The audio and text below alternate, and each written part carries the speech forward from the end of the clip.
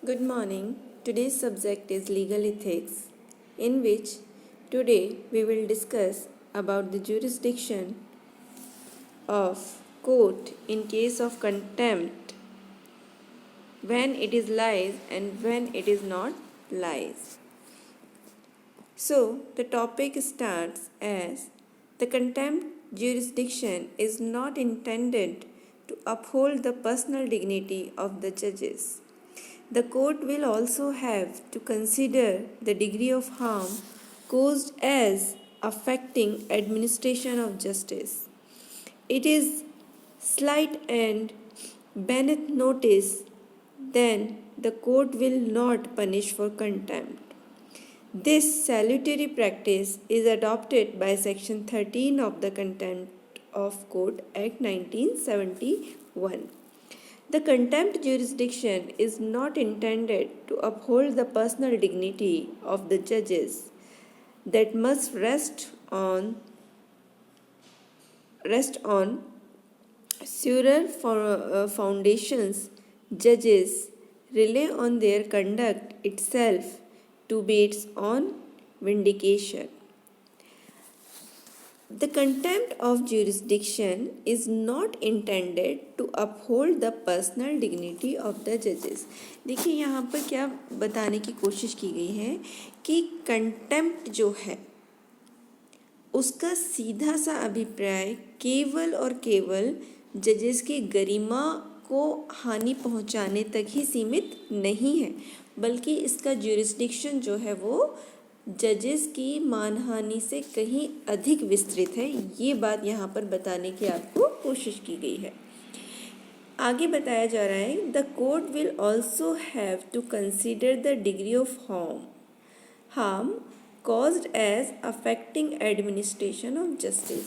तो देखिए, अगर आप कोई व्यक्ति सीधे सीधे किसी जज या न्यायालय में बैठे हुए अधिकारी की गरिमा को हानि पहुंचाता है, उसे निम्नतर करने का प्रयास करता है, तो वो कंटेम्प्ट ऑफ कोर्ट है। इसके अलावा भी अगर कोई व्यक्ति ऐसा आचरण करता है या उसका हानि पहुंचाने का जो कृत्य है वो इस प्रकार का है कि न्याय प्रशासन में को अवरोधित करता हो या उसमें बाधा पहुंचाता हो, it is slight and beneath notice, then the court will not punish for contempt. लेकिन यहाँ पर ये भी ध्यान रखना ज़रूरी है कि ऐसा आचरण केवल और केवल सूचना के लिए ना हो। यदि न्यायालय को सूचित करने के उद्देश्य से किया गया है और उसका अभिप्राय न्यायालय की मानहानि करना नहीं है किसी ऐसे कृत्य का, तो वो कंटेम्प्ट नहीं माना जाएगा।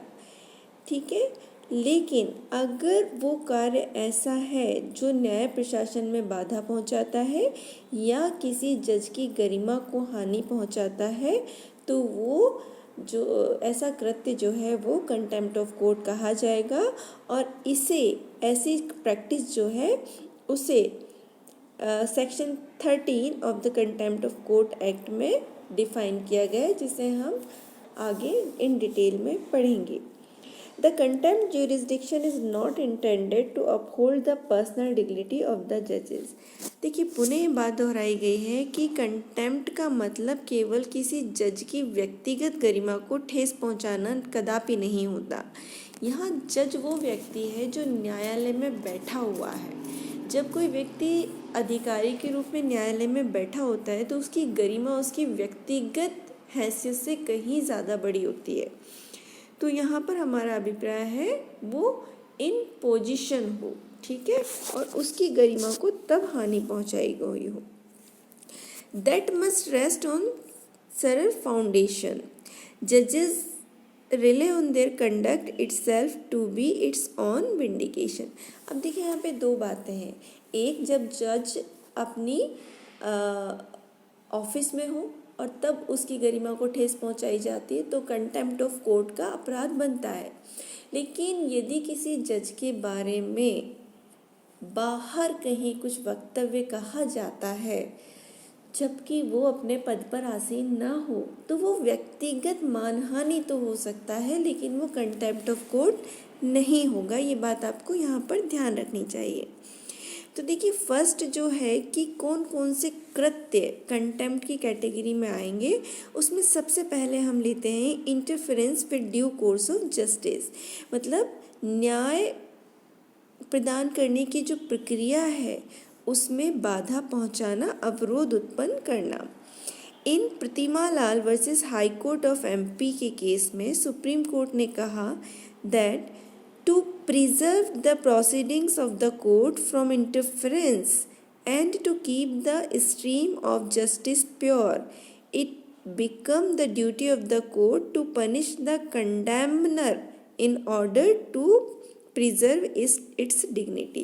देखिए, इस केस में सुप्रीम कोर्ट ने बहुत ही अच्छा वर्डिक्ट दिया। उन्होंने कहा है कि न्यायालय को अपनी कार्यवाहियों और जस्टिस को शुद्ध रखने के लिए, निर्विघ्न रखने के लिए, अगर मानहानि करने वाले व्यक्ति को दंडित करना योग्य हो तो ऐसे व्यक्ति को दंडित किया जाना चाहिए, यदि इससे न्याय की गरिमा और न्यायालय की गरिमा को बचाया जा सकता हो। आगे कहा गया है, no one can claim immunity from law of contempt if his act or conduct in relation to court interferes or obstruct due course of justice। देखिए, कितनी अच्छी बात यहाँ पर बताई गई है कि कंटेम्प्ट ऑफ कोर्ट का यदि किसी व्यक्ति का आचरण है तो उसे किसी भी प्रकार की उन्मुक्ति या लाभ प्रदान नहीं किया जाएगा। ये कानून सब पर समान रूप से लागू होता है। यदि उसने न्याय प्रशासन में या न्याय प्रदान करने में बाधा पहुँचाई हो। The court concluded that making libelous accusation against the sitting judges of the High Court amount to interferes with the administration of justice, and contempt of court was imperative to have a smooth functioning of the judiciary। अगर high court के जज के ऊपर, जबकि वो अपने न्याय प्रशासन के कार्य में लिप्त है, कोई आक्षेप लगाया जाता है, उनकी गरिमा के बारे में कोई स्कैंडलस पब्लिकेशन किया जाता है, वक्तव्य दिया जाता है, तो वो कंटेम्प्ट ऑफ कोर्ट होगा, और क्योंकि इससे न्याय प्रदान करने में बाधा पहुंचती है। तो आज हमने देखा कि कंटेम्प्ट ऑफ कोर्ट जो है उसका ज्यूरिसडिक्शन कहाँ तक जाता है, और इसमें सबसे पहला जो पॉइंट था interference with due course of justice हमने डिस्कस किया। होप आपको टॉपिक समझ आया होगा। Thank you so much.